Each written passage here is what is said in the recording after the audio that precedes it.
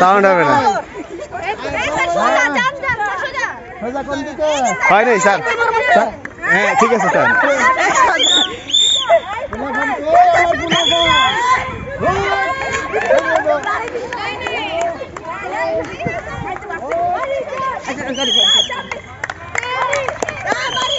Sound হবে না।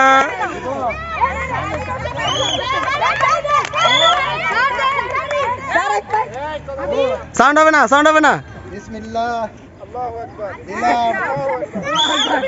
আগে বসে নি, সামনে আশেপাশে আছে আমি জানি। হ্যাঁ মোবাইলটা ধরো। এই আসির বেলা দিছে না, আল্লাহর কসম বলি নি। আল্লাহ আল্লাহ আল্লাহ সাওয়া ঠিক আছে।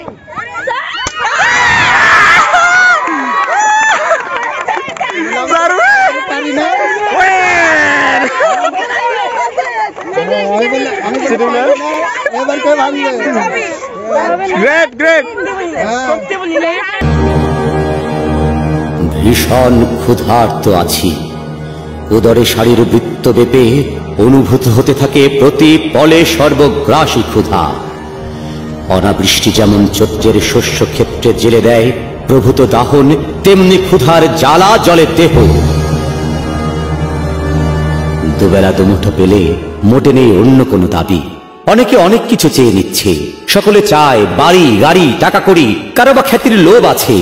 আমার সামান্য দাবি, পড়ে যাচ্ছে পেটের প্রান্তর, ভাত চাই। এই চাওয়া সরাসরি। ঠান্ডা বা গরম, সরু বা দারুণ, মোটা রেশনের লাল চালে হলে কোনো ক্ষতি নেই, মাটির শান্তি ভর্তি ভাত চাই। যদি না মেটাতে পারো আমার সামান্য এই দাবি, তোমার সমস্ত রাজ্যে দক্ষযজ্ঞ কাণ্ড ঘটে যাবে। ক্ষুধার্তের কাছে নেই ইষ্টানিষ্ট আইন কানুন, সম্মুখে যা পাবো খেয়ে যাবো অবলীলাক্রমে, থাকবে না কিছু বাকি, চলে যাবে হা ভাতের গ্রাসে।